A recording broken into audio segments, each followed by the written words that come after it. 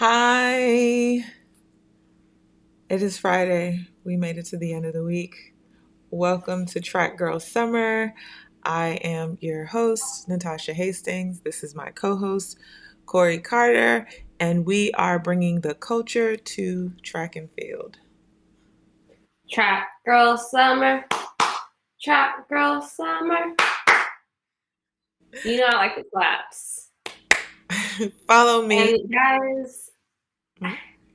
guys, I got my camera together. I charged my battery, so you can see how cute I am in HD. All right. Follow me, Natasha Hastings, Twitter, IG, Facebook, YouTube. Follow the Kori Monster, Twitter, IG. She dibbles and Why dabbles. are you asking to follow you first? Facebook. It's the same script that I've been going by for Maybe you should switch it up, however long. Anyway, most importantly, follow Track Girl Summer. Subscribe to us on YouTube. Follow us on Instagram. Follow us on Twitter. Shop the merch. Um, At our website, we will be coming to trackgirlsummer.com. you every Monday, Wednesday, and Friday, bringing the shenanigans, bringing some dope guests. We have some no guests tonight. It's still going to be a great show, but we have some dope guests lined up for the next couple of episodes. So we're going to get into it. We're going to get into the things. Cool. Hi. Let's get some more people to the party. You know the deal. Share, like, subscribe. Get some folks in the room. Well, yes, we are going to get into the things. But first, we're going to get into this lurk that I have on. First of all, she's got a new chair. It's a romper situation. Oh, is that? It's a romper? Okay. I feel like Jordan brands, like, sometimes they just are like, let's just make something exclusively for Kori style. And you want to know something great? Listening. Like, the sleeves come off. You want to get into these biceps? Like, we can get into it. Hold on. Give me a second. But, like, don't play with me. Like, get into. I'm glad that you're doing all of this. Moment up top, though. I'm glad that you're doing all of this because I've made no effort. I literally told myself today, you have become the mom that has let herself go. So I'm going to get it together. I'm just wearing a little bit of the finish line. You're letting yourself go? Available at 400meterdiva.com. I'm rocking Track Girls hat, available at Track Girl Summer Trucker hat, available at trackgirlsummer.com. Shop the merch. Get into it. Someone said Track Girls. Oh, okay, she uploaded the merch. Not too many meets left, but like just because there's not meets left doesn't mean we can't still talk track. We'll just keep doing our interviews so you can get to know the personalities off the track while people are in the off season. Don't worry, we're not going anywhere. I told you. What I tell you is at the end of every show, it doesn't matter what the season is. It's always tropical summer. But the merch looks amazing. Hey Dexter, happy belated birthday. Shout out to everyone we've already got some orders rolling in. Very appreciative. So thank you guys for that. Thanks for supporting the hustle. You go and shop, check out our website. We're also offering some one-on-ones. Those the things. Yeah. They are cute. I still haven't got the merch. I gotta order some merch myself. All right. Well, here we are. Yes, Peter. We saw your order, Peter. I actually looked at every single order and like looked at all the names because I was so appreciative. But y'all been asking for the merch. We got it. And we delivered. I'm not done with my fit check. This is my diabetes bracelet. So if I fall out and get hypoglycemic, people will know. But it's in gold because, drip is forever, even with the diabetes. So we out here. I have not been following the Paralympic Games, and I hate myself for it because I like wanted to watch Lex get his jump on. I wanted to see Hunter run. Like, I've just been trash when it comes to Paralympics. I apologize to that man. We've been trying to just keep up with the Diamond League at this point. Yeah. So let's get into it. Let's get into this Brussels Diamond League. I enjoyed this meet. I did too. How'd you feel about it? It was no shade, no tea, but it was a little bit more enjoyable than the previous Diamond League meet. But I think we see a bit of like strategy, kind of so people preparing for Zurich, the Diamond League final. I don't know what was happening in Paris, but like, and that's no shade to the athletes that are out there like doing their best and like going ahead and doing their thing. I told you we're spoiled at this point. If it's we want to see them. What's not initials? Is initials the word I'm looking for? I want to see letters behind people's times. I want meet record. I want season's best. I want PBs. I want national records. I want world records. I'm so spoiled. But let's get into the first race of the evening. 400, your event. The men's 400. Look, let me tell you something. Mike Cherry has been telling y'all all season that he's that dude. He has been so consistent. Natasha got mad at me for putting this in the notes, but I wanted to read I didn't get mad. She was just like, girl, but I'm like, girl. He's run 44:21, 44:35, 44:37, 44:44, 44:50, 44:55, 44:69, 44:74, 44:82, 44:86, 44:86, and then came out in 44:03 at Brussels. Like, he ran sub 45 12 times this season. I feel like that big PR was just coming. Like, we knew it was coming because he's been so freaking consistent. And I feel like that's hard to do in the 400. And I'm just going to say, I feel like that 43 is on its way. Almost definitely. Yeah. It's FedEx 2-day shipping. It's in the mail. I'm not even. What? I'm not. But I feel like oftentimes when you see like consistency like this, there's a huge drop coming, and it's usually like a huge one. So it'll be interesting to see. Will he be in Zurich? I feel like he's in Zurich, right? The men's 400 is in the. I read these times off. There's no way he's not. Yeah, but I'm saying is the 400 is the men's 400 in Zurich? Don't ask me questions. I don't know. Aisha.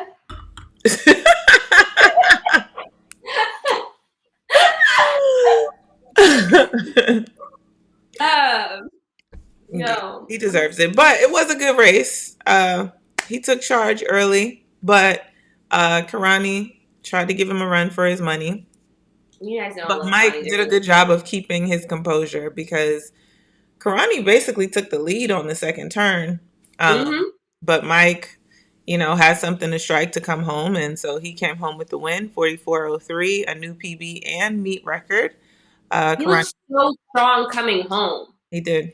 Karani was 44:51. Again, Karani's coming back from health issues, and to see him back to being competitive and back to his health is exciting to see. And Makwala was third in 44:83. I feel like I already said this, but I love me some Karani James. That's all I I can. came through. All will be in Zurich. All finals are in Zurich.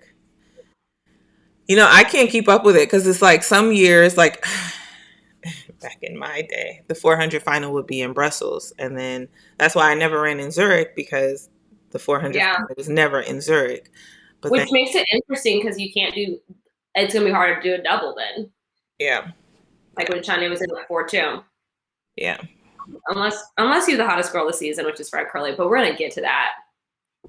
Oh, this was Cherry's only 400 Diamond League race. Oh yeah, because now I'm looking at these time Yeah, none of them were, yeah, they weren't even overseas. because They were all at home. yeah, Just one they're overseas. all home except for that race you ran in Italy. Yeah. Um, Two, Rovereto yeah, and Gaiuli. I don't know where that is. yeah, Gaiuli is, but I feel like that has a lot to do with the COVID. That probably has a lot to do with the COVID. oh, for sure. Um, but put him in the race anyways because I want to see it. 56 people in the chat. Subscribe, like, share, bring some folks to the party. I just don't know why your mom's not on here right now. She probably is. No, I'm not talking She about your came mom. for me earlier. She was like, "Why do you guys go live so late?" And I was like, "Because I need to make sure my child is asleep. You're not here to watch him." I don't know. I shouldn't have been, but when I said your mom, I meant like all the people watching. Why haven't you told your mom? Oh, Mom, are you watching? She's watching Naomi, her favorite athlete. oh yeah, the U.S. Open. My mom was watching that today too. See, there you go. Mm-hmm. Then the my show, but she said no. I'm watching Naomi. Did you hear her? Kevin Brown's in here, and we're excited about it. Thanks for joining. Do you want to talk about this discus? Let's talk about it. Let's get into it. You know I'm biased when it comes to the discus because I raised Val Allman by myself as a single mother. Her mom might say differently, but I wrote for it. She was one of my babies at Stanford. That's why I say that. But they talked about how she found a career in discus after she was a dancer before. And I feel like that can contribute to how agile she is, because I say this all the time, throwers are so strong, but then they have to basically pirouette in this tiny little circle, and they're such large human beings. And I also wanted to talk about when you see Val, her body type, she's a lot leaner than she has ever been before. When we came back from summer break this year, I was like, Val, you are slim, thick. And her coach, Coach Zion, said, he posted earlier this week, he said, there's a reason the elephant isn't the king of the jungle. And he basically was just talking about her weight to strength ratio is so crazy, but that's why she's able to have so much power and speed in the ring. And I just think that's really dope. As you see, I feel like she's kind of, Whitney was talking about, we're seeing a change in what the ideal body type is for a thrower. She's just such long limbs.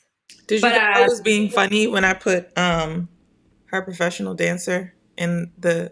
No, I just didn't. I'm like, how did I not know this about her? I just never knew this about her. I'm like, I don't talk to my daughter enough. Terrible mother. But anyway, she made it into the sudden death round, which, as I hate, with Yami Perez, who ended up winning. She threw 66.47. Val came in second with 64.25. No, sorry. That's what she threw in the third round. She threw 63.38, which was less than an inch than Perez's throw of 63.41. And because you out here trying to report on the furthest throw instead of what the places were. You over there accusing yourself. You know what? You know what? You Because confusing yourself. they're confusing me. You confusing yourself because I had it in there first, second, and third. Perez threw an inch further than Almond in the final. So we're gonna say like, Perkovic. oh, the farthest throw doesn't matter. Like we should at least, you know what? Go ahead. You report on it because You I got feel like we it. should talk about the biggest throw of the day. But You got it. I didn't mind because I'm just saying, if Elaine ran 10-7 in the semi, we're not going to talk about the 10-7. We going to say what semi? she won the final. What Diamond League semi have you run in? The Diamond League, the throwers and the jumpers And get we're gonna, semis. and I'm gonna get into how I did not like. I'm gonna get into this again when we talk about men's long jump. So I really didn't like it then.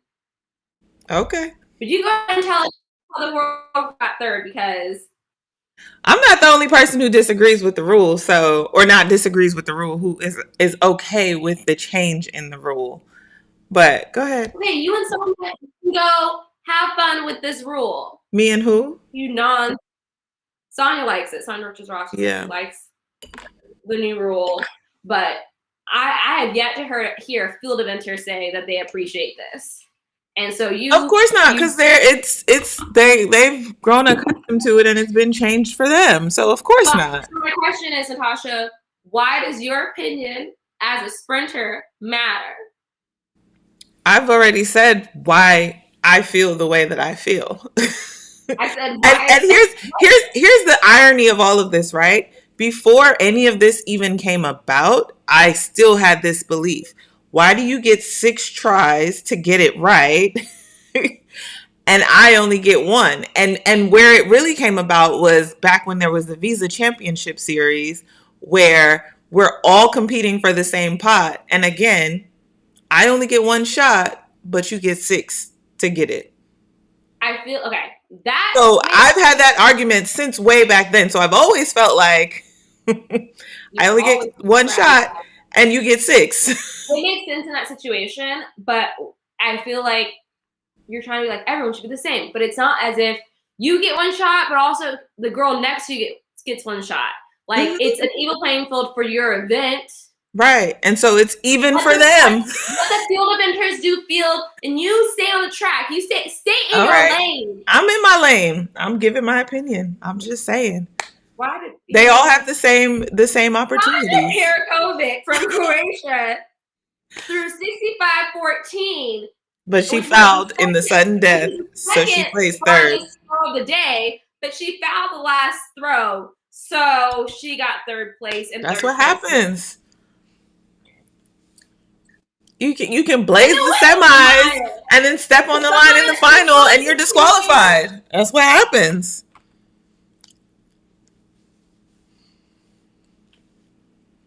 Thank you, Aisha, for providing the information that we needed. And thank you, Dexter, for agreeing with me.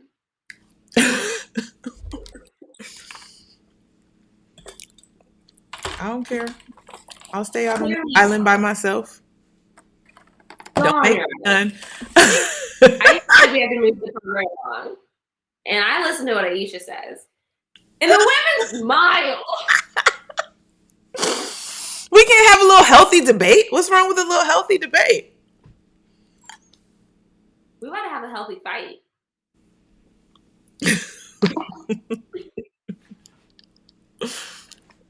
I said what I said. All right, go to the women's mile. Hassan was out here Hassaning. She said it actually was a really good race. It was 2 different races. So she won her race. And so she got first in her race, and then Agzumawit Mbaye from Ethiopia, she got first in the second heat of the women's mile. That's what we'll call the rest of the group. I literally was about to be like, oh, I didn't know there was a second. No, Hassan was in her own heat. He was in her own race. Okay, so heat 1, Safan got first. She ran 4:14.74, world lead, meet record, 5th fastest time in history. And then Mbaye from Ethiopia, she got first in Heat 2 with 4:21. That's I'm a not season doing this best. with you today. And Second place, Baye the was women second. of Australia, 4:21.38 for an area record and a PB. And Elise Cranny, she got fourth in Heat 2. Shout out to Elise. You know how Nerd Nation does. 4:21.90 PB. And Josette Norris, she got fifth with 4:22.71. That's also PB. Everyone in that race had a PB or a season best. Everyone had the little, I like the initials. So it was a fast race, whether you were in Heat 1 or in Heat 2. Why are you like this? I don't know. But I really thought you were talking about like another heat. I was like, it was another heat? a Heat. You're right. You are right. You can't tell me they started at the same time. That You- girl had at least 80 meters. Okay, now maybe it was more like 60. At one point, she had about 80, okay? At one point. The poor rabbit looked like, okay, let me get off the track now. The rabbit did a good job though. She did. No, she came through in 2:04.9 Mm-hmm. at 800, so. How? How, Sway? How, Sway? It was, look, I stand by what I said. It was Heat 1, Heat 2, Heat A, Heat B, whatever you want to call it. Two women miles happened on the track and today, and that's just that. But yeah, it was a fast race. I'm like, everyone was out there getting the season best PB, which I don't think the only other race I've seen that was like the women's 400 hurdle final was like that, where everyone was having a moment. Charmaine Grant said, Stefan's wins are always so weird. No one usually celebrates with her. I get that. But maybe by the time they get to the finish line, like she already in the mix zone.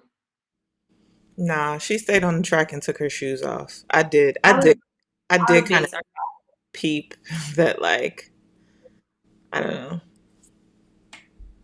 Well, tell us about. I will celebrate with her because that's a bad mama jammer right there. Yeah. Yeah, I don't want to speculate,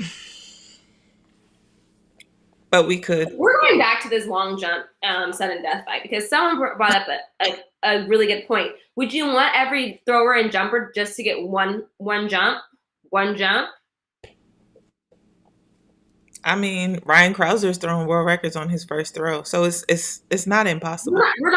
Here's what we're not about to do. It's not impossible. I'm just. Mortals. We're not about to judge us mere mortals by the standard of Ryan Krauser because he is above us, and we know that. Okay, I'm just saying it's not impossible for you to go out and do your first throw or jump, and it be the best one. I'm just saying. I only have one shot. I got one time to get it right. What you have, Tasha? I see. Someone said, okay, but everyone's on Ryan. Ryan invented the shot put. Everyone ain't Natasha. Everyone ain't Kori. Everyone ain't Michelle Carter. The world would be. Everyone ain't Gabby Thomas. Everyone ain't Elaine Thompson. The world would be a hot mess. You do what you got to do. We gonna get out there and run 3 races every meet. I'm just saying. They're saying it's because of Alberto. That's why I said I could speculate, but I'm not going to.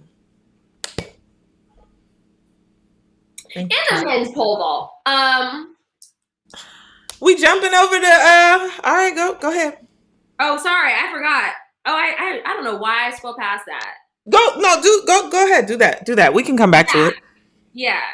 In the men's pole vault, I really like there's an Instagram post where World Athletics said it's Mondo's Mundo, and I really like that because it really is his world. We're all just living in it. He it only took him 4 jumps to win the competition, right? Won the competition by I would clearing. like to also highlight that he's only 21. Sorry.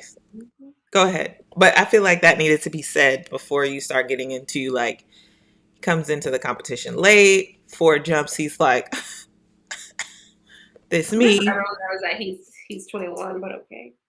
What'd you say? Huh? What'd you say? I feel like everyone knows that he's 21. You're like, I feel like you need it. You're like, I feel like But you need to say that before. well, whether or not everyone knows or not, I feel like it needs to be said as you further go into how he did today because he's out there jumping against some vets. Well, maybe not today, but continue. Um, I want to answer this question, but you told me not to get distracted. So after pole vault, I'm gonna answer that question. Okay, so it only took him 4 jumps to win the competition. Uh, by clearing one. Then he moved the bar to 605. He missed twice, and then he cleared it, and then he went after six. Sorry, he moved the bar to 605. I said that, and that's a meet record. And then he moved the bar to 619, as he always does, to get that world record attempt. I feel like it's coming. It's coming. This 619. I'm excited for it. And then Christopher Nielsen, second place. Shout out to Team USA. And shout out to Casey Lightfoot, 585 for he equaled his PBS scoring. PBS. Okay. I don't like that. But yeah. I feel like we have this new wave of like young US pole vaulters, and they're like doing the things. Mm-hmm. I'm excited for them because they're young too, especially Casey Lightfoot. Why does it feel like the men's pole vault is at every day? It's because they actually put the pole vault on TV and they give them TV time, unlike the rest of the field events where it's an afterthought. And I'm not saying that pole vault gets too much love. I'm saying that other field events don't get enough love. Maybe every other field event, they were like, oh, here's one jump, one throw. The competition's already over. It ended 20 minutes ago. Let's give you guys a recap real quick. And then pole vault, they're checking in every 5 minutes.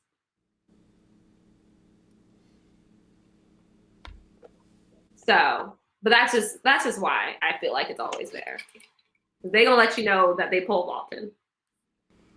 You want to go back to what you were gonna say before you got distracted? Oh yeah. Do I agree with Salazar being permanently banned? Yeah. If you're cheating, you don't belong in this sport. Especially I feel like especially as a coach, because your influence is a lot greater than like I'm an athlete. I don't even say those words, but like one athlete cheating by themselves, is one person. But if you're a coach with a training group, you have an influence over several athletes and can cause them to go. And you can do that you can do that for a lot longer than you can be an athlete. You know what I'm saying? Granted, I think if you are intentionally doping, because I do think there are times when like stuff gets in your system and it's an accident or you go to the hospital and they give you something. I feel like there's like wiggle. Not saying you shouldn't get banned, but I feel like what the heck? All right. I don't know why it went out. But yeah, I think if you are caught and you're intentionally doping, out of here. Send them to jail. What do you think, Natasha? I feel like if you've been a fan of Track Girl Summer, you already know how we feel about it. I will say even if you're unintentionally doping, there should still be some sort of consequence. Yeah, I agree with But that. Just um, maybe not a lifetime ban. but I don't. Yeah, I don't have any sympathy for Salazar. Just if what has been if what has been alleged against him is true, I don't have any sympathy. So yeah. I had to get a TUE. I'm in the process of filing my TUE. Hmm. which is like, I was always been like, oh, I've never needed one of those, but insulin is illegal. By the way, our whereabouts are due on the 7th, on the 15th. So don't forget to do those. I won't, because if I do, they're gonna call me, email me, call me, beat me if you want to reach me. Um, do you want to talk about this 5K? Or are we gonna go back? Oh, I was, I can't. You want to do Yeah. that? You want to do that one last? Hmm. All right. So let's talk about the 5K. Um, an interesting race. Helen Obiri from Kenya. She's the silver medalist at the Olympic Games and two-time world champion. She ran a strong race, took off at the bell, looked like she had it in the bag. Um, Taye, I hope I'm saying that right. She made a little swing out wide and took her over. And Nayan Saba said, I'm going to come get all of y'all. Probably in the And last I like didn't think she was really cool. 40, 30 meters and took the win. So she won in 12, 25, 34, which was also a new national record for her and 30 seconds faster than her previous national record. Tai of Ethiopia was second in 12:25:63, which shows you how close that it was that Nyan Saba took over. And Obiri of Kenya was third in 12:26:23. Well, let me tell you something. Let me tell you something. The girls were running. I have really been appreciating these distance run because like it has been dramatic coming down to a lean and a 5K. And I if I'm gonna be honest, like I have been very impressed with how Francine has been running, especially post Olympics. She's just been running so strong and so well. But I looked at her face with like 120, 150 to go, and I was like, oh, she ain't got it. The girls finally got her, you know? Mm-hmm. And she just went up in her bag and was like, oh, what y'all don't know is I have mid-distance speed. Y'all ain't got that. Y'all ain't got that. I'm telling you. The girls have been racing. And I'm here for it. I'm here for it. We've been seeing really good distance races. And I like it. I like it a lot. Um, we've always been told you're responsible for what goes in your body. So unintentional isn't. I'm saying there's a difference between like something entering my system. Yes, I'm saying you are responsible for anything that goes in your body. But there is a difference between like deliberate, egregious, I am doping, and you know what, like my supplements got contaminated, something, Mm-hmm. and I'm not saying that in that case that person should not have any sort of consequences, but I'm talking about lifetime bans for these deliberate people. Yeah. Like, I want them Outright, out of you know what you're doing. You're intentionally doing it to have an edge over your competitors. because there's a difference between you have a technicality, whatever, misunderstanding, whatever, and the complete moral and ethical issue at hand with Mm-hmm. the other situation. So,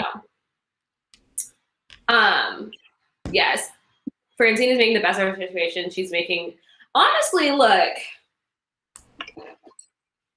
when the world closes a door on you, God finds a window, because He said, you know what, you're gonna still thrive, and I'm honestly not mad at it. Because if you told me I was going from the 800 to the 5K and 10K, stop it. The number of the mileage that her training had to go up this year. Mm-mm. Mm-mm. Do you know how mad I would be if they told me to run the 800? And that's basically my race. It's the same energy system. Yeah. No, ma'am. Um, Hey, Victoria. Before we move on, Claudette wants to know, how do y'all feel when people who serve doping bans come back to compete? Don't y'all feel like they still juice? 73 people in the chat. Keep sharing, liking, subscribing. Bring people to the Track Girl Summer Party. It's tough. I will say that it is tough. But as an American, I don't know what everyone else's justice system is, but we have a justice system where if you do the crime, you do the time. If you've done your time, I'm supposed to, welcome you back into society, welcome you back into competition. But I would be lying No, no. if Let me if tell you I did something. not say that I Mm-mm. don't side eye. That's not even how our justice system works, because you get put on parole, You get put on and parole. This is you know true. who doesn't. You know who won't be getting a job? People who've gone to jail. This is You know who true. has a hard This is time. true. But no, You know who no, doesn't get no. a Where jump. what you're talking about is how the system actually works. Theoretically, that is how it's supposed. How it's supposed to work is that you've done the crime, you do the time, you're supposed to be welcomed back into society because you've done your time. Theoretically. Well, Now, what what makes you're the time saying needs to be different. is how it actually works. That's facts. But if I'm being honest, anyone who honestly has served any type of ban, I'm giving a side eye. It's A hard side. questionable. So And it's like, I have heard that even if you stop doping, there could be ooh, some residual effects. this is a good one. What about if you get reduced time for cooperation? Is that still considered doing your time?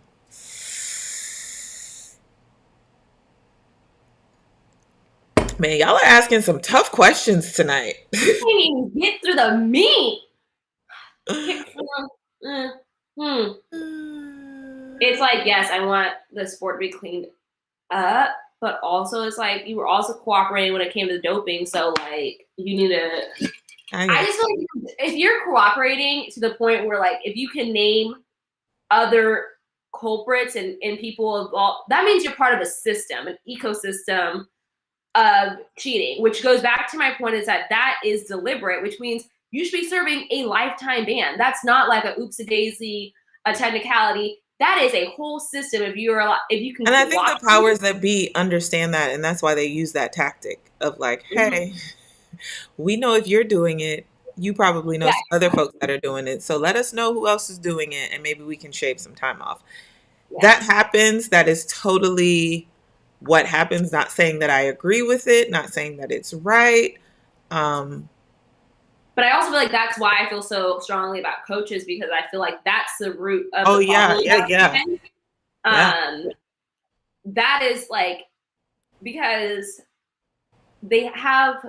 coaches have so much influence and power over athletes. I don't think people understand that. Like Coach Flo could tell me no. Sorry. I thought I put myself on do not disturb. Coach would tell me to chop off my arm, and I would ask him which one. If he was like, this is gonna make you run faster, okay? He couldn't tell me to dope, but there are coaches, like coaches know the power that they have over their athletes, and some use it to bring the best out of you, and some use it to misuse and abuse athletes, if we're being honest. Yeah. And it's very sad when you see situations like that. And then I'm gonna say that to see them have repeat victims is really damning. And it's then I feel like a lot of times it's like, and then the athlete gets a ban and the coach gets to continue on making money, having influence, and perpetuating the Influencing cycle. other athletes to do it. Yeah. Yeah. Mm-hmm. And when you get banned and you can't make money, you think that coach is going to be like, all right, well, let me make sure you're good. Yeah. No, he's going to take checks from that next athlete that he's pumping drugs into. Yeah. Justin was suspended 2004 to 8. He still gets side-eyed 13 years later. Yeah. It's, I mean, I love Justin. Justin and I have no problem. I Yeah, love we Justin. love Again, Justin even more. he My served mom. his time. But unfortunately, that's just like the facts of life. That, like, Mhm. if I walk out tomorrow and rob a bank, I'll serve my I'm not time leaving my for purse. it, but I'm people not will leaving my purse forever on see you. me as a thief. Like, and I can do all of the things that I the retribution, paid retribution, whether it's in community service, time served, whatever, there will still be that mark against me. And that's why our parents always tell us you can do a million great things in your lifetime, but the second you do that one bad thing, that lives on your reputation. It's unfortunate, we all make mistakes. Just hopefully don't make that big of a mistake. Do you think it's a mistake or do you think it's a character thing? Because if you're like, I think it can be a mistake if like in like a Tyson situation where it's like didn't know this was happening, da da da da, like yada yada Why yada. y'all so spicy tonight? I don't know. I think if you're banned, you should be banned from the sport. Period.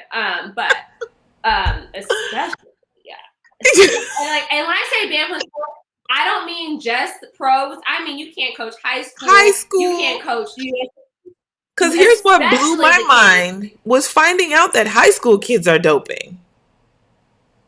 What? That Because here's the thing: is college is expensive, and like you that see blew the my kids mind. are 4 years old running these video game times. Like, what we're not going to Yes. do tonight is be on Yes. topic. And Right. Like, we're way off topic. That's why I was like, y'all are spicy. Pam said it's Friday. Yes, Anthony Ellison. This is in response to Mike Larry's question. Um, Shelly Ann Frazier was prescribed some pain medication for her braces, and that's what she was popped for. Um, Friday night is for spicy talk, Natasha. Listen, y'all are spicy. Y'all are asking some tough questions tonight. We're here to talk about Brussels, is it that tough but though? y'all want to know the Like, things. if you're out here cheating, I don't think you should be in the sport. And if you feel some type of way about that, come fight me. I stand beside that. Yeah, I don't think, and I feel like, yeah, like I said, there's room after you serve your ban, whatever. But I also feel like it's like you said how you were saying people make mistakes. I really feel like it's an ethical, like it's a character thing. I agree. I'm about to oopsie daisy my way into some performance enhancing drugs. That's a choice. I agree. Because and here's the thing when it comes to this stuff, it's like you have to do it right. Like there are so many steps that go into it, Mm-hmm. timing and you know what you're doing. Yeah, That's a decision you made, not a mistake. you're right. You're right. Now getting into this high jump. I want to hear a high jump or This is all you because I was distance learning at this point, so I I couldn't pay I don't attention. know what to say. Like Yaroslava from the Ukraine, she won with 202. Maria lost in Knie. There, words tonight, Kori. She got second with 2 meters. She passed at 202 after missing to see if she can, clear 204. But the teenager, took the W. And Nicola McDermott from Australia, she's been jumping so well this whole year. Mm-hmm. She also cleared 2 meters, but she got third based off of misses. They don't have sudden death in high jump.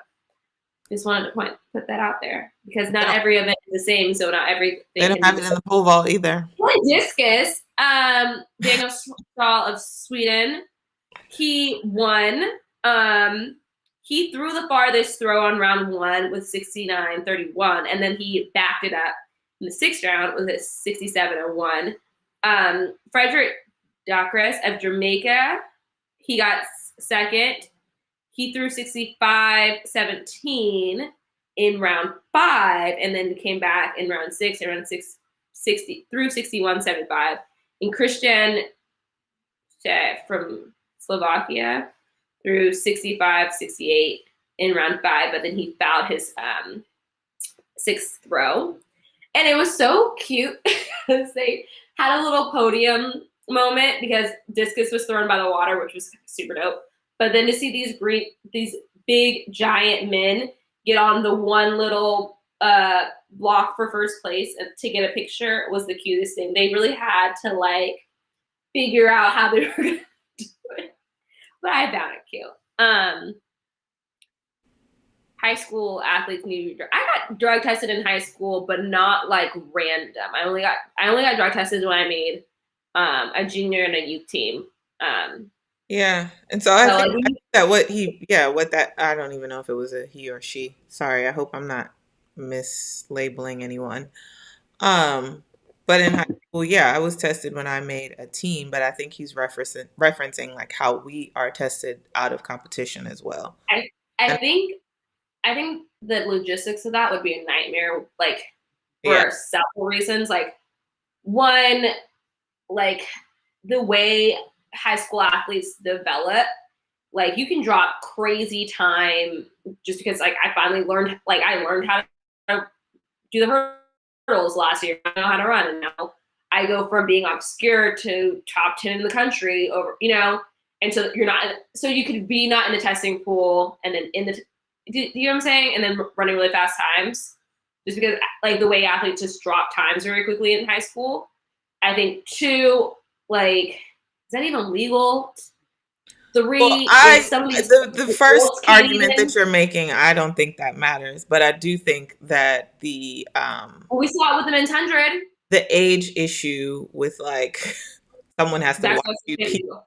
in a cup. I feel like that's the bigger issue And more. the whereabouts issue. Professionals can't figure out sometimes. You think a teenager is going to be that responsible? Oh, these teenagers are real responsible with their social media and posting every 5-10 minutes and TikToking and everything. So I really don't think that's a big deal. But I do think that the issue is them being minors. That's the biggest Yeah. issue for me. But the drops and the this and the that, like, no, I don't, because I'm that's just saying, understood. Yeah, well, I think just logistically and legally it would be hard.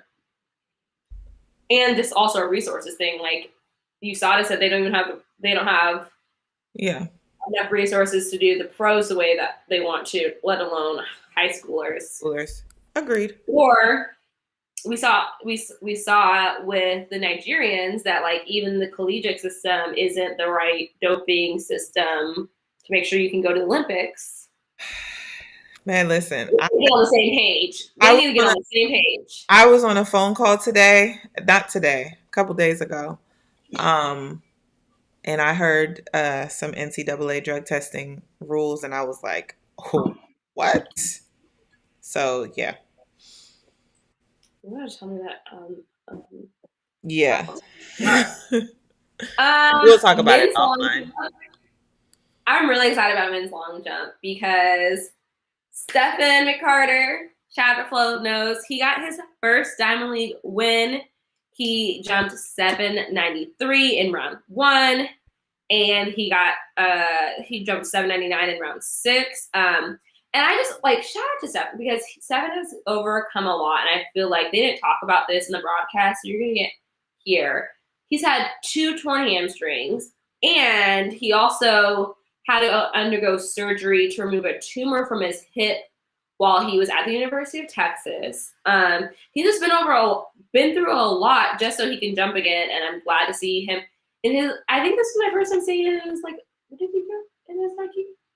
I don't remember if at trials he was in his Nike uniform, but it's cute to me to see him in his Nike uniform because I've trained with him many days, and to see him go pro after a long collegiate career. I think he's on his like 6.5 year because like he had a medical red shirt for his tumor surgery, and then like he did that like year we could like take off to train for the Olympics, but then COVID happened, and it was like you about to you dang near done with your master's degree at this point. And then Rush Wall Walsh. Some the South American jumped 795 in round 1, and then 789 in round 6. And Filippo Randazzo, I like that name, from Italy, jumped 789 in round 1 and fouled in round 6. Let me tell you why I don't like the sudden death rule. Because this whole sudden death rule was so that fans could have a better experience when it comes to the field events. And all of the top 3 skipped, they passed on their 5th jump because they knew they were in the final round, and they knew that their 5th jump did not matter. And so you're trying to improve the fan experience, and now you're getting less jumps to experience. I don't like it. You ain't got nothing to say? Nope. Because if I knew I was in the final and I didn't have to take a 5th jump, I wouldn't take it. It's just like the athletes who get the bye into the World Championships. You only have to show up to trials and run around. If I have to go to trials and just run a different event and not run my event, then that's what I'm going to do. If the argument is for the athletes, that the athletes should get their 6 attempts. Now, if the athletes decide, hey, I don't need this attempt, are we mad at the decision for the athletes? Or do we want to make decisions for the fans? I feel like we're not going to be seeing it. It hinders the athletes. You're not going to see big jumps because it's like, okay, like I'm going to go for it on this one because I know I have 2 more shots. Like I'm not going to let it go because every single meet I get a new reason why I hate this thing. I want to see big. Well, do you hate it as a fan or do you hate it as an athlete? Because you're giving both arguments. Yeah, because there's several arguments against this. Okay. I'm just saying that if you want to see big jumps, you should let athletes have all 6 jumps. What's the big TV? Well, they had all 6 and they chose not to take the 5th one. But like that 5th, that was their choice. Maybe they took all 6. So, jumps. Are you saying that they should have to take all 6 jumps? What I'm saying is I'm not saying they have to take all 6 jumps, but I'm saying like if you're feeling good that day, you're like, I might break the world record, right? And that's probably how they felt, and they were like, so let me not jump this 5th jump so I can jump big in the 6th round. But whether or not they had 6 or not. You can't, but here's the thing. It's like you can't even go for the world record because you're so worried about I can't foul this one jump. But whether or not, so your argument was that you don't like this sudden death because here's another reason why you don't like the sudden death, because the top 3 decided not to take their 5th jump because they knew they were already in the final. Well, whether there was a sudden death or not, those 3 jumpers could still scratch or decide not to take their 5th jump or not. So that argument doesn't really go with you not liking the sudden death.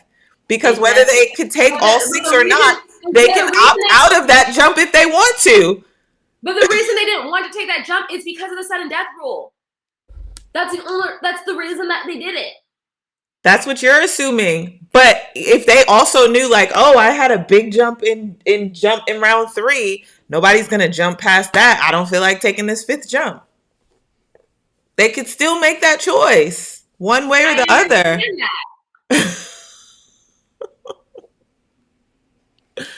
Well, the point of the matter is, it's like if you're feeling really good that day and you're like, oh, like let me go after the world record, you're not going to do it in the Diamond League setting because if I'm out here, if you're going to go for it and I might. It's no different. Like Duplantis knew that he's going after the world record, so I'm not going to join the competition until it's at whatever, so that I don't tire myself out taking however many jumps before.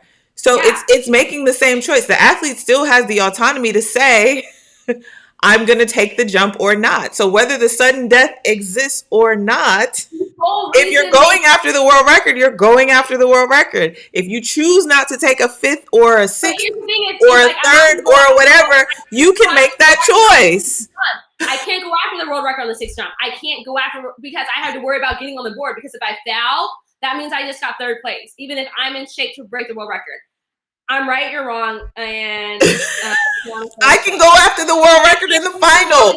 But my coach always told me, you go for the win before you go for the world record, because I could go for the world record, but somebody could bust my ass in the finals. It don't matter. Either you going after it or you're not. The only way to go after is you have jumpers playing it safe. You have jumpers playing it safe instead of jumping the little hearts out. They're not playing it safe. They're starting to use strategy. I don't like that.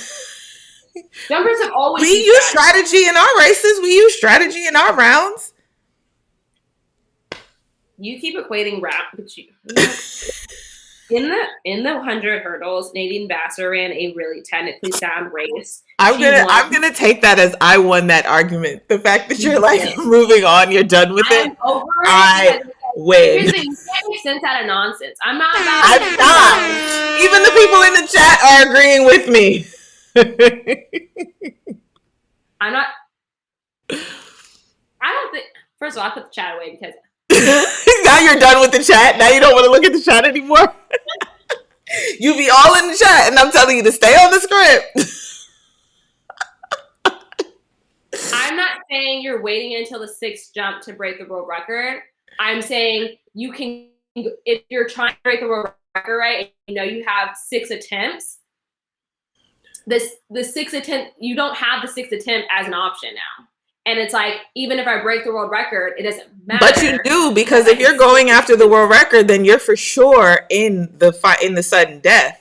So you may not win that competition, but you still go home with the world record. Like, they're not going to say, oh, you didn't get the world record because you didn't do it in the sudden death.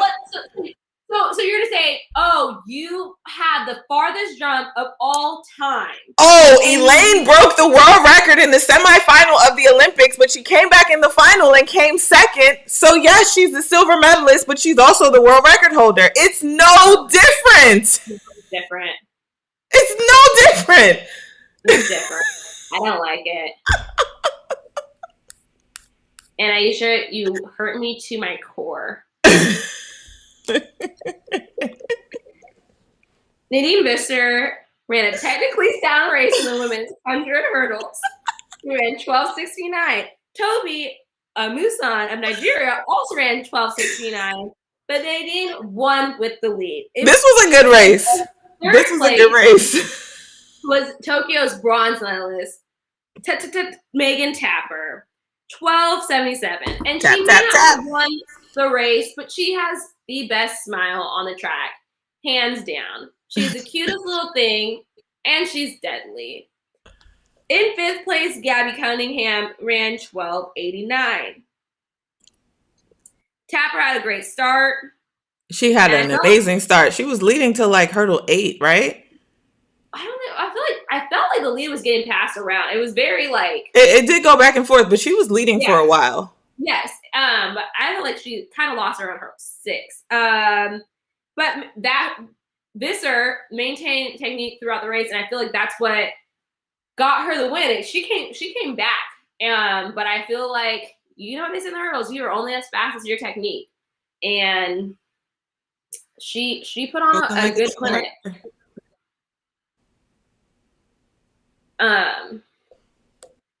So I enjoyed that race. I did too. That was a really good one.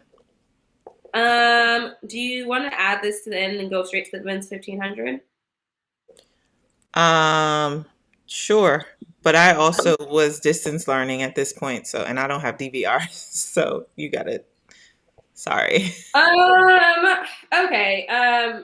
Men's 1500. Kori is like so annoyed with me right now. She can't even hide it. Here's the thing. I never hide my emotions. You know that if I don't like something, I don't like it. If I don't like something, I hate it. And if I like something, I love it. I only do 0 or 100. Everyone knows this. Like, my chest hurts right now, and I'm having a hard time breathing. I need to check my sugar. Sorry. Not sorry.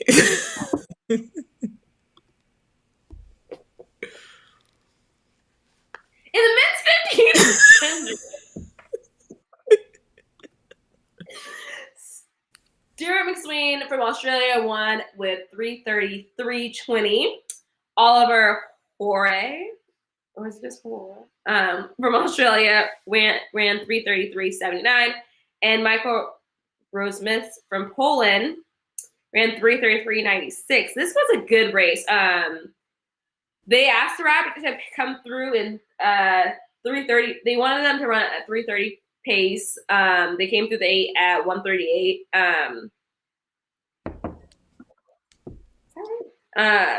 And from jump, like the field was stretched out, so you knew it was like a very honest race. They were running really well. I feel like McSween ran a really strategic race. Like he sat behind the rabbit, as he's been doing pretty much all season. Like he's running from the front, and then Katir, he took the lead from McSween at the bell lap, and he looked really strong. I thought he was going to take it, but he just didn't. I feel like he used so much energy to get into the front. He faded at the end and ended up in 7th. And I feel like McSween, he was strong all the way from the front, and then he was just patient.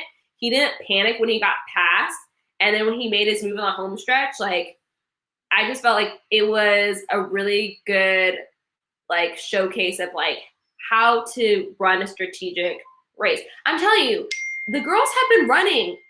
The distance girls have really been out here running. Yeah.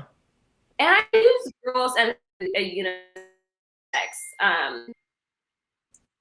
need you like to turn your label if notifications you haven't off. noticed. The group text is going off, and and it's on my computer. Do not disturb. I thought it was okay. on. Thanks, girl. I apologize, but yeah. In the 400-meter Why is hurdle. hold on, let's talk about this. Why is your group text going off? I don't know. I'm reading. I'm like, are they talking know. mess? Like, tell your girl to shut up? Think so. Because I feel like if you in a group text, they should be watching right now. Here's the thing. I don't know someone talking about this new. I was about to say, unless they coming through with some tea that we need to be reporting on. The Drake album, okay? Anyways, 400-meter hurdles. Dos Santos got that win. He went from Tokyo bronze to Diamond League gold. He ran 48.23. Paralympics Masters, he ran 48.31. Here's the thing. McMasters should have won that race. He got out. He looked very solid. And he hit hurdle 8, which I felt like messed up his momentum. He hit hurdle 9, which I felt messed up his momentum going into 10 because you saw him stutter set. And that's where Dos Santos made his move. And he was able to just get over the barrier way more efficiently and take it from him at the end. And I just feel like this was McMaster's chance to like go ahead and secure the bag. And here's the thing with the hurdles. You've got to get over all 10 of them. Yeah. They pop up and they get in your way. Third place was Capello from Turkey. He ran 48.45. But shout out to Dos Santos. Dos Santos is another athlete that's just like very lovable. Yeah, and he's having a consistent season as well. Oh yeah. Yeah. And I feel like he's been running all year. Like he's been in dang near every Diamond League. Yeah. And then the women's 800, Antonia Gould from Jamaica went 158.09. I'm happy to see her win this race. I feel like she's always my battery's about to die. She's a fighter. And so she always runs very aggressively. Yeah. And Keely Hodgkin, the 19-year-old who got silver, ran 158.16. And Jimmy Riki ran 158.77. Kate Grace, who's been doing really well, she got 5th with 159.22. So they split. The split was like 57 flat, basically. And Gould to the lead like she always does. And Natasha left the live, as she always does, at least once alive. That is not true. I went to get my spare battery because I'm on 18% and we're clearly not going to make it Yo, when my battery dies, this is gonna die.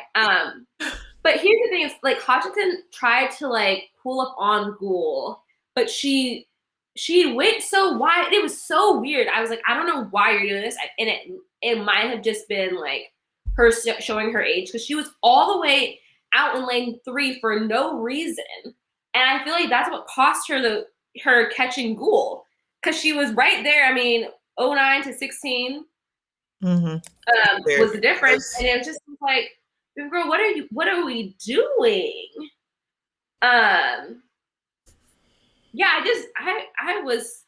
I was confusion on that race, but I just felt like where are we going? Why are we going this wide, especially on the home straight with no one in front of you? Yeah. It was weird. Um, all right, let's get. Do you want to get into? I was about to say which one we getting into. I want to start with the hottest girl this season, which means I want to talk about Fred Curley because baby, look, Fred Curley is the only man ever to win a Diamond League in the 100, 200, 400. All right, as you You know know, what this he is said about his race too? what do you say?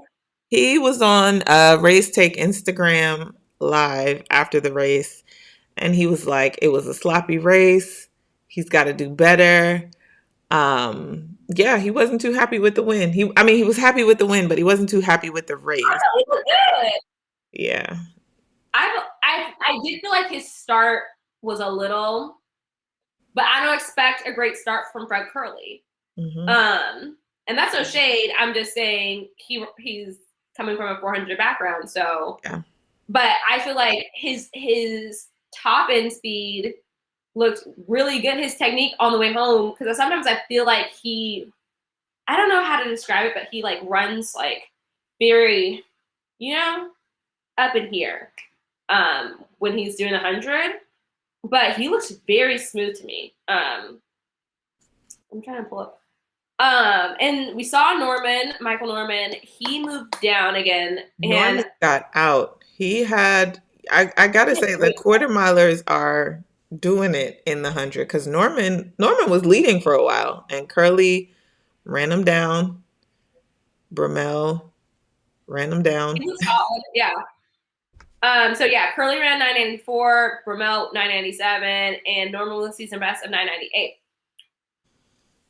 We talked, was it last live or the live before, where we talked about, the 400 being a different energy system, Mm-hmm. and which is why we might be seeing these like long sprinters looking a little tired. And I'm wondering, is that why Michael is dropping down to the 100? Speaking of, is that why he's moving down? Aisha said he had to close real hard because Mike Norman was running like he was awake today. He said, "Y'all gonna stop sleeping on me." He But said I'm gonna stop I feel sleeping on like myself.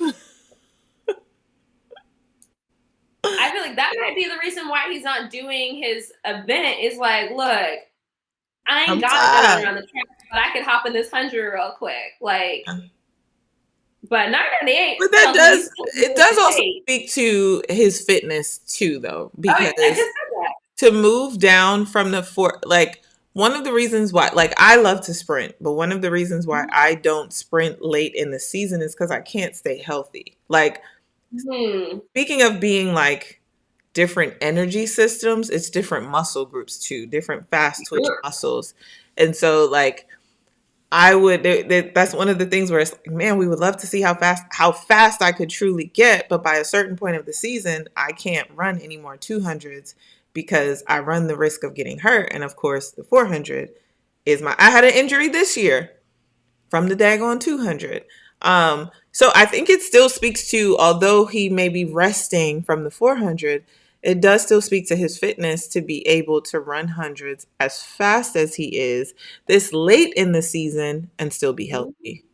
Also, a stat that they put out is him, Michael Norman, and Fred Curley are two out of the only three men in history who have run sub 10 hundreds sub 20 200s, and sub 44 400s, and the other person being Ben Eager. So they are an elite club. Very and it elite just club. goes to like the versatility, the athleticism, the range. They said they got range, okay? Home on the what?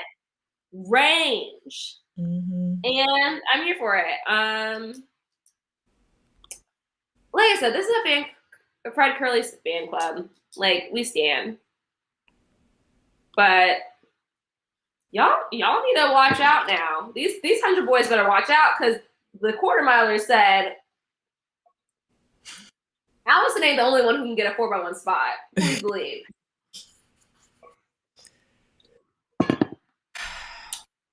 And the last race we need to talk about. women's 200. The girls were going. Christine, I never say her last name right. Can you say it for me? Umbomba of Namibia. She's the silver medalist from Tokyo. She's only 18 years old. This was her first Diamond League win in 2184.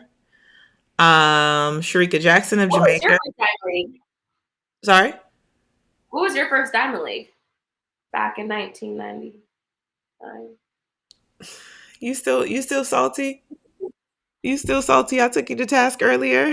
she tried it. Track Girl Summer is about to be over, guys. Welcome to our last episode. Okay? Because I can't work with this woman. 1990 something. That was cute. Diamond League? I want to know. That was cute.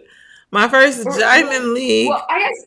Or are you asking me? Because I've been around since the Diamond League started. Yeah, since the Diamond League didn't exist, what was your first like pro big but like not your first pro race, but like your big pro circuit race? You know what I'm saying? My first. Like, I don't want to say like it was USA's. I don't know, like your big. My first pro race was the Paris Golden League. Okay. Yeah. Paris. How was that? It was good. I got third. I ran 50 point something. Came home with 5 years. Mine was London. And that's where I met my best friend Ajay. It was both of our first Diamond Leagues. And where did I go? I went to Paris. Not Oslo, the other one over there. Someone said they could see Stockholm. And then there was another one that I did that year. Rome. Yeah. All right. Back on the 200. Marika took the bronze, 21.95. My girl Dina Asher Smith looked good in that bun, 22. 04 with a PB, which is like great for her because she had a rough season. I don't want to say a rough Olympics because she still medaled, but she had to pull out of her individual races due to hamstring issues. And to see her come back with a PB, like was it PB or is it season best? I think it was a PB. No, it was season's best. Season's best. Okay, I wrote that in wrong. So I was like, I swear it's a season best. I don't think it's a PB because I'm like, she's run faster than 22. And Sha'Carri Richardson ran 22.45 with that red hair because she said she was feeling fiery. I think she needed to win this race to make the Diamond League final, so I don't know if she's going to be in the final.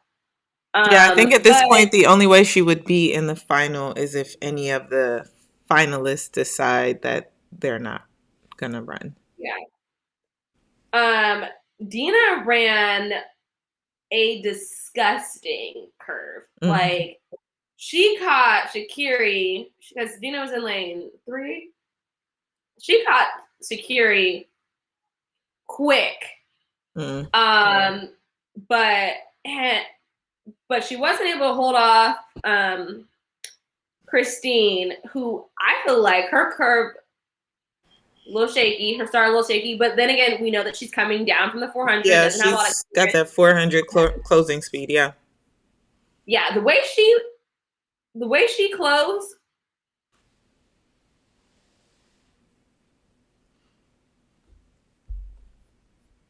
Shop was closed. All right. And like Sharika also ran really well. I feel like she always ran. I feel like Sharika gets slept on, and she's always in the mix. Um, Oh yeah, she's always. Oh, the chat is moving. Hold on, I'm trying to get some. and then Shakira, like she looked kind of like how she looked at Priya at the end. Like she just faded, and she looked like stiff to me. Like at the end, like she looked like she was tightening up and just stiff at the end.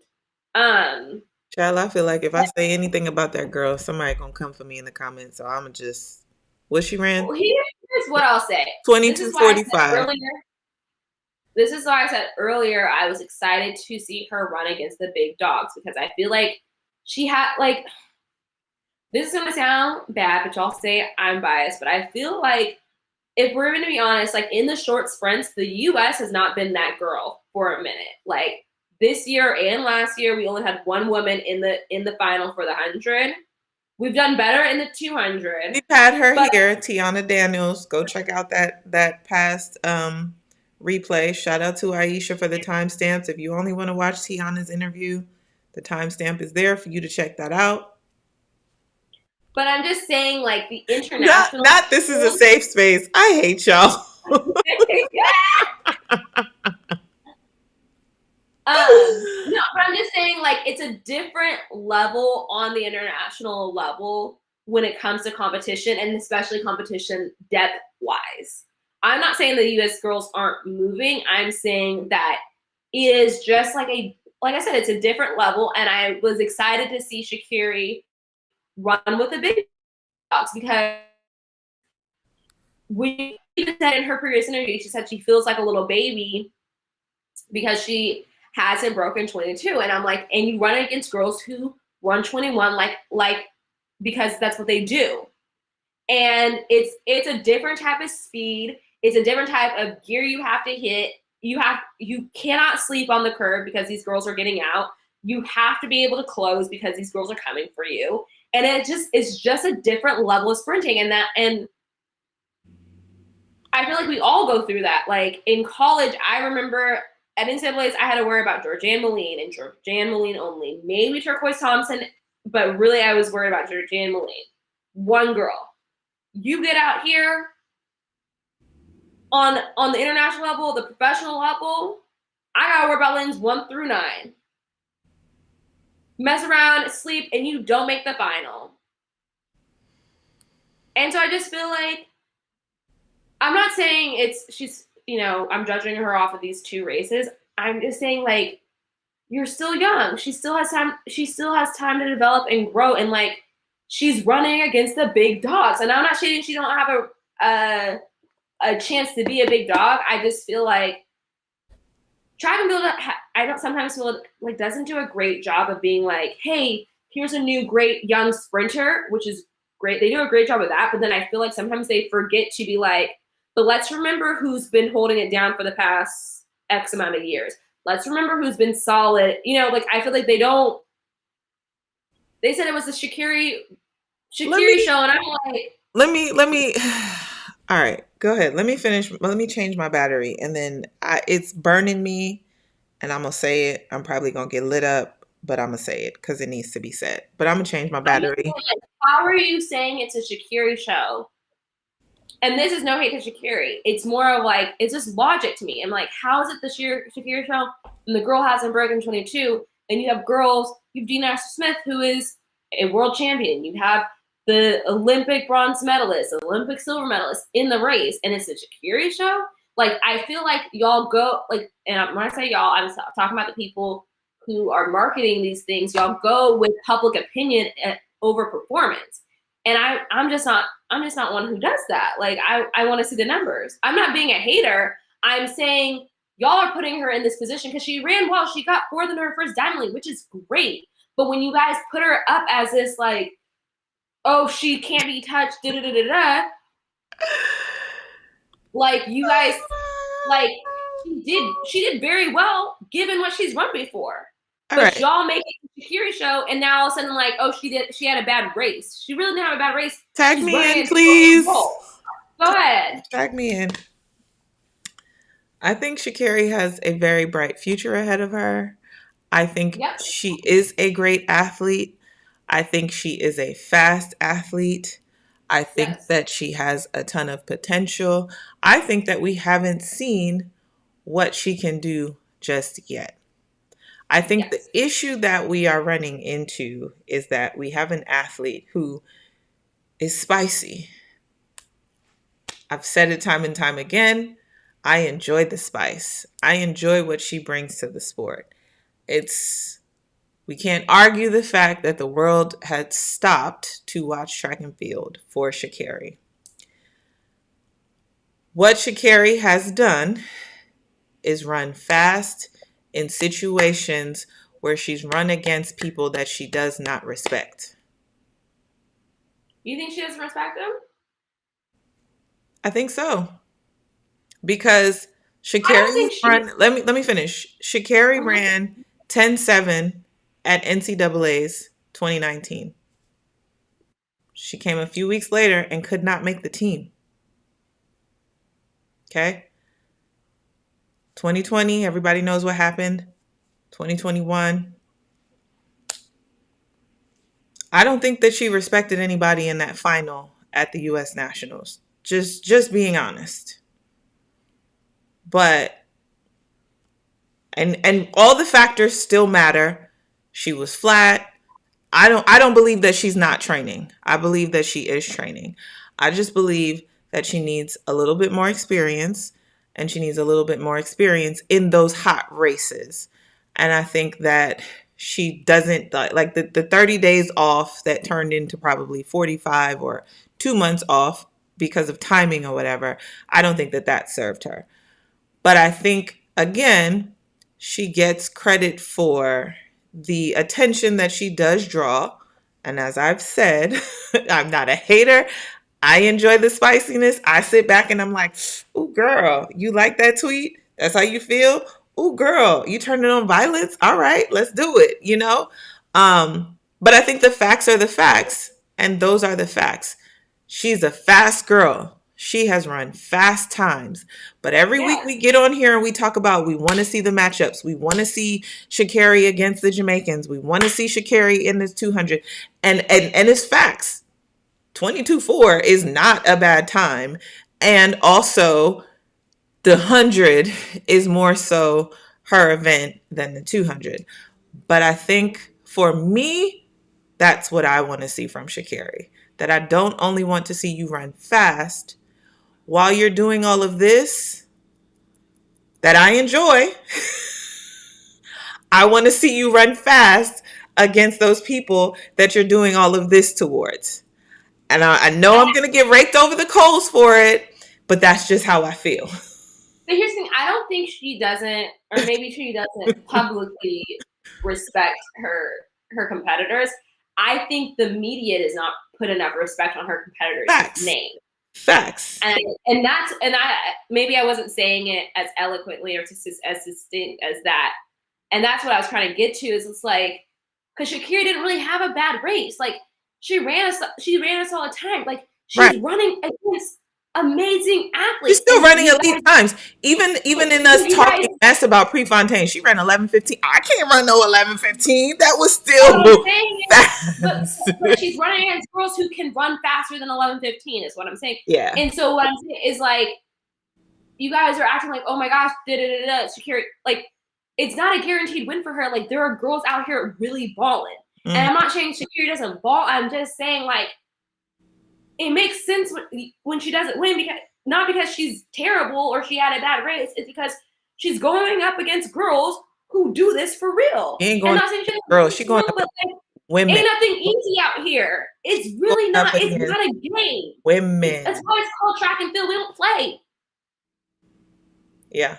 Yeah. Like Peter I'm Wagner, saying, I agree. I don't think or I'd hope nobody wants to see her fail. We want her to run lights out. She can do it, but not consistently. Exactly. yes, yes, That's the point yes. that yeah. She can't run consistent, and and like I said, like a lot of things were going up against her to make it so she couldn't be consistent. Yeah. Um, I'm not going to calm down because I feel like this is a problem in our sport, Yeah. in that And if that's you not her wrap our fault. if you and it's not her sport. It's not her fault. Yeah. If you wrap the hopes and dreams, the excitement of the meet into one person, then like it's like, oh well, the meet wasn't great if Sha'Carri doesn't show up, or the meet's not great if Sha'Carri doesn't win. And it's like like I said, I love the sport. I love the people that are in our sport, and there's so much more than our sport has to offer than Sha'Carri's tweets. Yeah. But you know what? And that Yeah, point, and I think Sha'Carri's that, tweets are great, and that's a part of it. But I'm like, but to that point about it like not being her fault, because oh yeah, she's tweeting about it, she's tweeting things, and here's the thing: they may or may not even be directed at anybody, because you and I have had our debates about some of them too, right? Where it's like, yeah, we all kind of, pump ourselves up, and we all have our things where it's like, this is what I have to tell myself to go out there on the track and perform. And what I was saying was, I feel like I more so speak about myself and about how I need to pump myself up. Whereas, even though she may not be naming people, it does seem like it's aimed at other people. But when I say that it's not her fault, it's not her fault because the media chooses to it's not, pick up this stuff. Like it's not her fault when the shade room posted about her Instagram post today. You know what I'm saying? And so can I we've talked about it in other events where there are other athletes who the spotlight should be on that athlete because they're the reigning world champion, the reigning Olympic champ, the reigning world record, this, and that. But the spotlight is on someone else. The media does that. We do that. The ones who are consuming the spiciness, So it's not her fault. It's not, because But here, I'm can I say, consuming it. I'm here for it. I'm not gonna lie. do you feel, or can I ask a question? Mm-hmm. You said that like her tweets or her social media seems like it's aimed at someone. Do you think it would be problematic in the way, or as controversial, if she was a dude? Because I feel like guy athletes have luxury of being, of being cocky and like, like and of having beef with other athletes, or like we I talked think about that's fair. That's a fair argument. But would you like a tweet? You're making a very fair argument. But would you like a tweet of someone saying that Shelly Ann Fraser Price looks like Lil Wayne? It's me? there's this, and this is where I'm No. saying that there is a different, and that's what she did. She liked the Yeah. tweet of some, or just one of the things. And that's what I'm saying, where there's trash talk, and I agree. There is a clear difference in how men can be rivals and do their trash talking and do their thing, and women cannot do the same thing. But then there's also a level of some things just, nah, bruh. Like, But you know what? It might also just be like on I don't want to, I was gonna say psychotic, but like let me finish my point. On like a the world stopped to watch The Last Dance, right? mm-hmm. And MJ is like low key psychotic in the way he would play these like mind games. So that's what he had to do to be a competitor. And like maybe that might be what she's doing, is like on some like I need to run with a chip on my shoulder. I need to feel like the boy, like that. I don't know what your process is, Mm-hmm. I don't know. Well, I've said that, like, Yeah, she did. I've said it recently where I believe that she twisted Allison Felix's words, because y'all already know. Y'all know. but I can't. y'all listen, y'all thought Kori was dysregulated earlier. Don't send her through the roof now, okay? Y'all know when Allison comes up, her blood pressure is going to go through the roof. But I've also said that some of the things that she said, like her interview after the race at Pre, I didn't really feel like she said anything wrong. I just wouldn't have said it in an interview. I would have went home and written it in my journal. But these are things that athlete to athlete, that's what you got to tell yourself. I'm not made by this race. I'm still the sixth fastest woman ever. She was wrong about it can't be taken away from her. But you supposed to talk to yourself like that, because you got to leave that race there to come to the next one and run even better and show up against your competitors. So, I agree with you. I feel like if a male athlete had said that, it wouldn't have been this big thing of like, You oh, watch she's these boxers. unsportsmanlike, she's this and that. I just would have written it in my journal instead of saying that in a live interview, you know? I probably wouldn't have pressed on camera. But you know, I'm saying she's spicy. Y'all just as spicy. yeah, they handle the drama. They love it. They love it here. That's what they said as a safe space. It's not a safe space, It's Natasha. not They a just want safe to. space at It's all. a trap. It's a trap. And I stepped Um, into the trap. English and Tori Bowie ran 10-7 and never got this same energy because English and Tori don't say nothing. Yeah. That's the if we're Who's Tori? honest, Sha'Carri gets the love that she gets, some for her performance, but mostly for the entertainment that she brings. And if we are going to be fair, we've sat here time and time again and said that track and field has lost its entertainment factor. She's bringing entertainment to the sport. Now she's doing it off the field. She's doing it on Twitter and Instagram, but she is entertaining and she is bringing Are eyes you to the not sport. entertained? Now, Are you not entertained? whether those eyes are sustainable is a different topic, but she's bringing the entertainment. But okay, here's my next question: is she bringing eyes to the sport, or is she bringing eyes to her? Well, that's why I said I'm not saying it's sustainable eyes, but And here's the thing: she's doing what here's she needs to do to secure the bag. And different, at the end of the day, and that's what I was gonna get to because whether it's like it's you gotta. securing the bag on or off the track, the goal is to secure the bag. Yeah, someone said a lot of people see themselves in Shakira as well, and I definitely agree. I think people fell in love with like her because they could see themselves in her, and I don't want her to dim her light at all. At all. I just feel like the media needs to do a better job of putting the spotlight on people who also rightfully deserve, a moment to shine. So then with that, we Especially, should take our own advice because we've been talking about her for a hot minute. especially when they are outperforming her. Yeah. Well, okay. Well, like, do you want to take a question from the people? Do you want to have someone cop on the call? Do you want to end this? What do you want to do? Do you want to get in a physical altercation? Like, what do you want to do? I got a new battery in the camera. I don't have a kid this weekend. Oh, okay. She said We, I'm going out Friday we night. can Let's talk. entertain me. We can talk. I don't have any more wine, but Um, um, well, so what are people seeing in her? I honestly don't care. We keep moving these. I think people see someone who's passionate, someone who is confident, someone who is full of life, someone who has overcome struggles, which I think people are very quick to forget what she's been through this year. But yeah, I think people see a lot of good things in Shakira, and I think that people see a lot of like I know girls like Shakira. I love girls who are like, you know what I'm saying? yeah. Like a lot of people are like, I know that girl. Do you train with Gabby Hobbins and Sharika?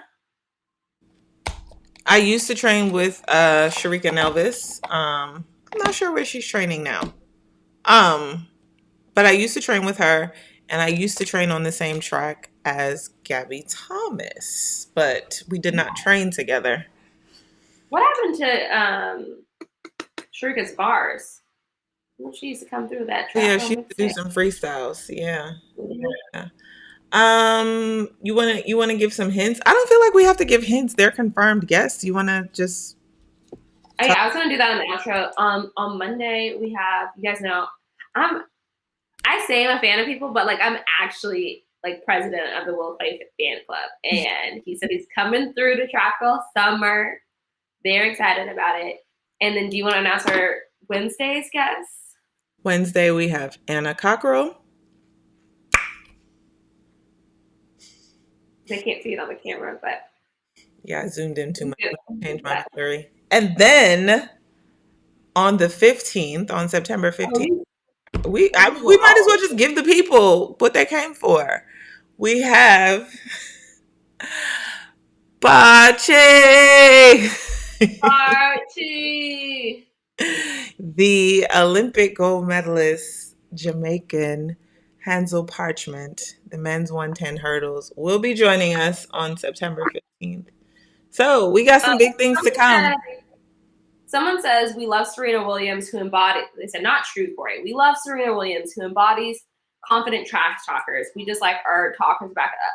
Let me tell you something. The world has been so dirty to Serena Williams. It is not even funny. Like, Serena does not get the respect that she deserves. Like, do you remember that whole controversy where you've had cartoonists make racist caricatures of her? Which was it? The French Open told her she can wear her outfit that she put on because she was trying not to die after giving birth. Like, they refused to call her the greatest athlete of all time.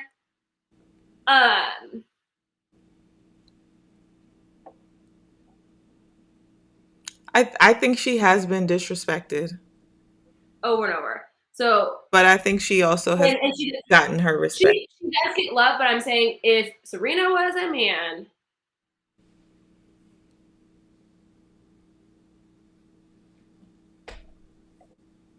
I have no comment because I do have different. I'm just. All right, let's go to another question. Someone said I was in an interview with. I'm assuming you guys are talking about Kori and said to my wife, she is us, meaning the personality is familiar.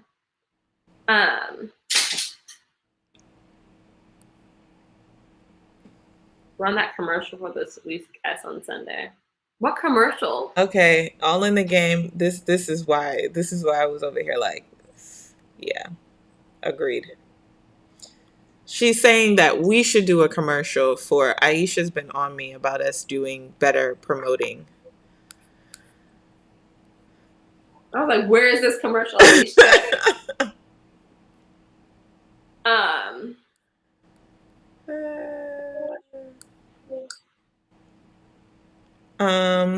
How did you feel about Lolo Jones getting all the attention when she competed, even though she has 0 world championship and Olympic medals? She does have an indoor world championship medal.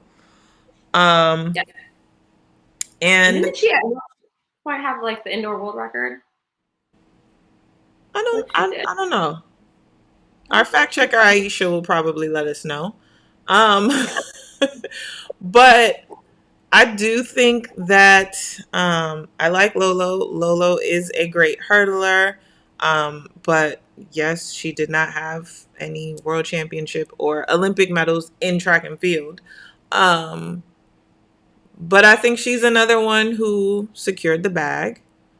And although it wasn't necessarily on the track, she did a good job of telling her story when the mic was in her face, which it was put into her face a lot. She took the opportunities to tell her story. I think another thing that she gets is the American record. Yes, the American record. But I think she also made the investment in her story being told. And I think sometimes that gets lost, where sometimes it's like, oh, the media needs to do a better job. Yes, the media should do their job, but also as someone who employs a publicist, I understand what it means to have someone have a marketing team behind you that's out there telling your story. So no, you may not be the winner or be at the top of the podium, but you've made the investment behind the scenes to where your story is pushed to the front. And Lolo is one of those people. And well, I feel like I don't have a problem with Lolo Jones getting attention. I think you guys I don't have a problem with Shakira getting attention. What I have a problem with is like them being the only ones that get attention. Right. And I feel like, especially at the Olympics, I feel like the media was lazy. I feel like they had this story like around Lolo, and it was like this whole marketing thing around Lolo. And then when she didn't win, they just were like, "What's the state of course?" and just keep pushing Lolo, and did not give Dawn Harper Nelson her flowers. Did not give Kelly Wells their flowers, and that has nothing to do with Lolo. But I do feel like, and I agree. I agree, but here's the context of the story that I feel like often gets left just like out. that. Huh? That is from Dawn. Dawn and Kelly did an interview, which was like very shady at him. Yeah. And then Kelly said that.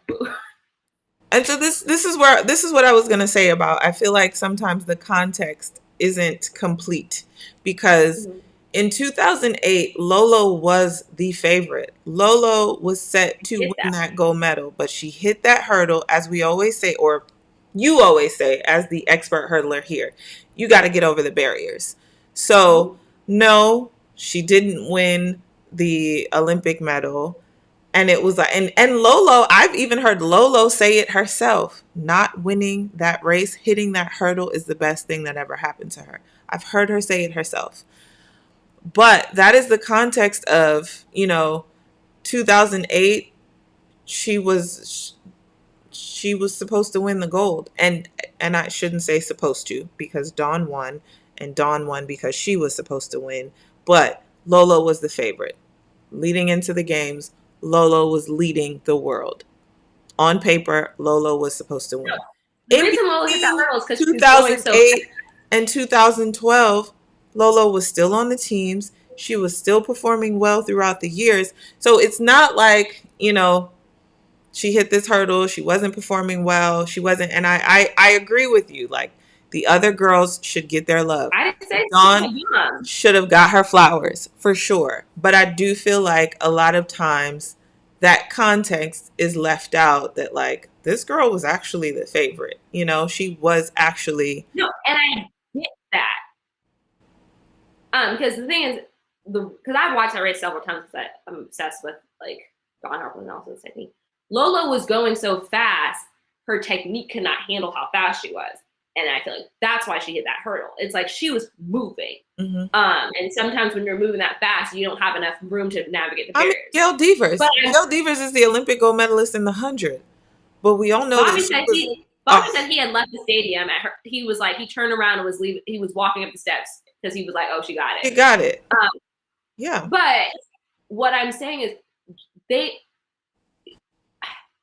you cannot tell me they treated Dawn Harper Nelson like she was the Olympic gold medalist. I don't disagree. That's why I said I'm not disagreeing. And I'm not saying Lola was chopped liver, didn't deserve to be there. Like, she made the Olympic team. She was in position to win. Like, had she not had the hurdle, she would have been that gold medalist. Mm-hmm. But the gold medal went to Dawn, and y'all act like she was chopped liver. I don't disagree. I don't disagree, but I do. We don't agree. And I was like, I do agree that or like Lolo hit the hurdle and Lolo continued to sell her story. Dawn won the Olympic gold medal, and Dawn expected her story to be told without telling her story. And all the pieces have to go together for it to happen the way that you want. Now, I'm not letting NBC and the media off the hook. I'm not. But Lolo, every opportunity that she got to tell her story, she told that story. She sold it. But I just feel like Dawn didn't do a good job of selling her story. But okay, I also feel like the story was also framed by the media that Lolo lost her gold medal and not like Dawn won it. Does that make sense? Like, yeah, it was framed by her marketing team that put that out there. So again, I'm saying, like, she made the investment in the story being told. Yeah. And if you're not going to make the investment in the story, I know that there are 400 athletes that are like, I'll whoop her ass all the time. Why are they talking to her? Why does she have this article, this magazine spread, da da da? Because I made the investment. Yeah. Someone brought up, and it ain't been right since the end of the day. That's a And colorism plays a part in Here's the it thing. too. Wait, hold on. I want to go back to someone said Facts. that's the memorable story. It's not though. It's like Dawn Harper, like she has an amazing, incredible story. Like she What was is dang it? near homeless, huh? What is it? Okay, The that's the first discus. time She was I dang heard near homeless. that. Yeah, she had. It wasn't like she was homeless, but she was living. Well, see, this is why she needed to do it better. But it was like she was trying to scrape together money. I don't know if she borrowed a pair of spikes or she had like to scrape together her money for spikes. But like it was like she was broke, trying to get to these Olympics. I'll research. I'll come back with the Dawn Harper. We'll come back with See, Dawn I Harper. know these things. I know these things because I trained with Lolo the year after, right? Mm-hmm. Not Lolo. I'm sorry, Dawn. I Dawn. trained with Dawn Yeah. when I was with Bobby, and so I know these things. And so you and I can sit here and say we know these things, but some of it is you've got to go out there and tell your story. And I'm acknowledging a big part of it is you can't tell your story without the media coming and I feel interviewing like you people after your and race. people But understand. newsflash people, you can't start telling your story at the games once you've won the Olympics. You got to be telling your story before. We're seeing it with Track Girl Summer, right? Like we were like, "Oh, we're going to do this thing," and then we started doing it, and now we're trying to play catch up to the runaway train. You've got to be telling your story before it happens, because once it happens, you've missed your moment. Yes, So, we both came with Dawn. I just like I agree, but Dawn could have done a better job telling her story. But like, we're not going to sit here and act like the media wasn't trying to hear it in the first place. Um, and I think colorism had a role to play in that. Absolutely, absolutely. because I'm not here like to I said, dispute any of someone that. even said that's the marketable Mhm. story. Like, people also decided that Lola was a marketable girl. Mhm. Yeah. Oh yeah, it was definitely different 13 years ago. Listen, Twitter came about while we were in Beijing, okay? Yes. If you don't have a media machine behind you, who is going to hear your story? Also, could Dawn at that time afford a media machine? Like, let's get into the real tea.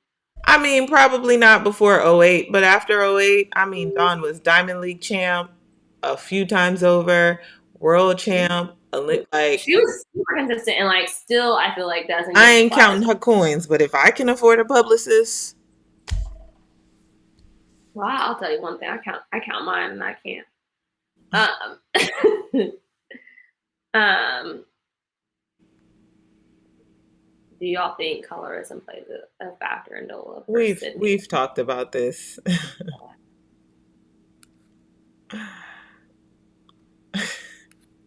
I forgot about that. Are we still talking about that? I All just right. don't want to be in people's panties. Me personally, I want another sparkling water, but Kori but will call me out for I leaving the screen. it's fine. Go ahead. But I applaud her for having discipline and sticking to what she believes morally. Um, Imagine how much harder it is to not from a first world country. It seems no one cares about your story then. Maybe from an American, but I feel like if you're from a country outside the U.S. They and need you actually out people. here balling, Yeah.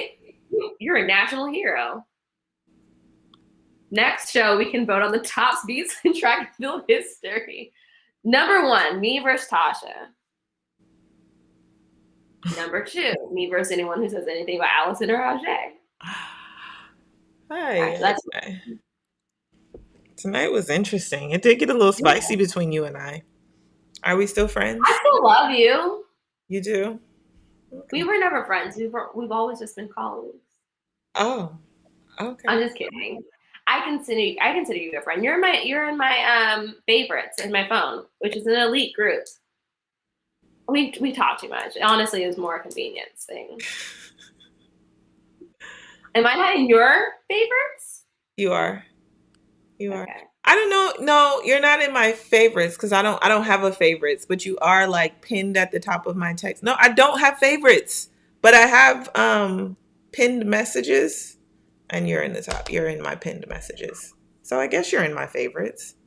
Can I Those ask a question favorites to the chat? you're gonna How do ask. you guys feel about the merch? Do you guys like it? You guys have been asking for it. You guys like the design? Someone asked for a hoodie. Um, So we're working on hoodies. um,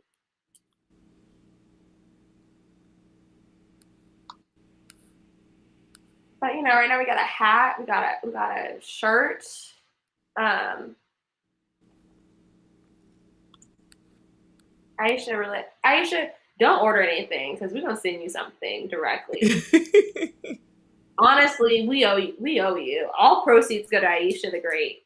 When you purchase something on Track Girl Summer, so they want black T-shirts. Y'all want color?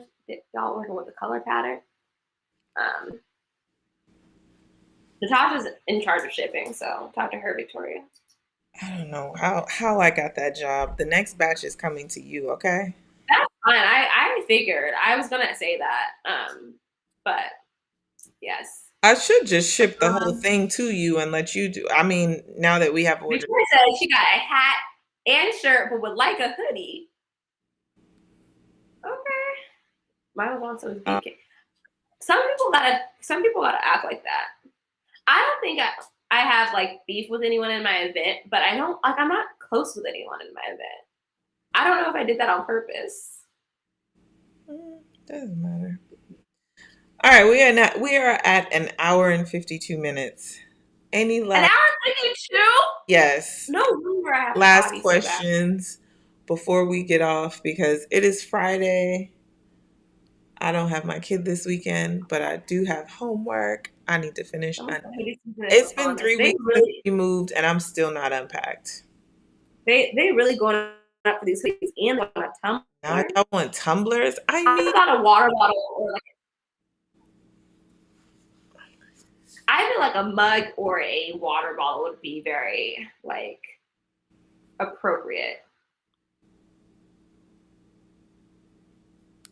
But yeah, let's get these hoodies together. all right. First, I'll need to sell out these T-shirts. Something with a pool, umbrella, and pineapple. I have to work in a meeting so you can wrap it up. Aisha said she has places to be, and we don't do Track or Summer without Aisha. You mean something like this? There's your pineapple. Right. There's your pool. I had to change the website a little bit because it wasn't optimized for mobile, but I changed it a little bit. Okay. All right. What do I say at the end of the show? Thank you guys for coming to Track Girl Summer. We've had a great time with you guys. We'll be back on Monday at 1 p.m. Eastern. Look at me knowing what time we're doing things. Actually, I'm actually not confirmed on that because our guest confirmed for this time slot, and he hasn't gotten me back to me on the afternoon slot, so we might be back. Yeah, you'll find out. Because it's also on the West Coast, so that yeah, that's early. So we're gonna do whatever Will wants to do. Yeah. But yeah, make sure you follow Natasha on the things, follow me on the things, and more importantly, follow us on the Twitter, the Instagram. Go to our website, shop our merch. Zoom in on that cut. Subscribe to the YouTube channel. And remember, trying to do new stuff. I don't know what you're doing. And remember, no matter what time of the year it is, it's always a Track Girl Summer, baby. Bye, guys. Get the merch. Hoodie's coming soon. Thanks for watching. I had a fun time with everyone.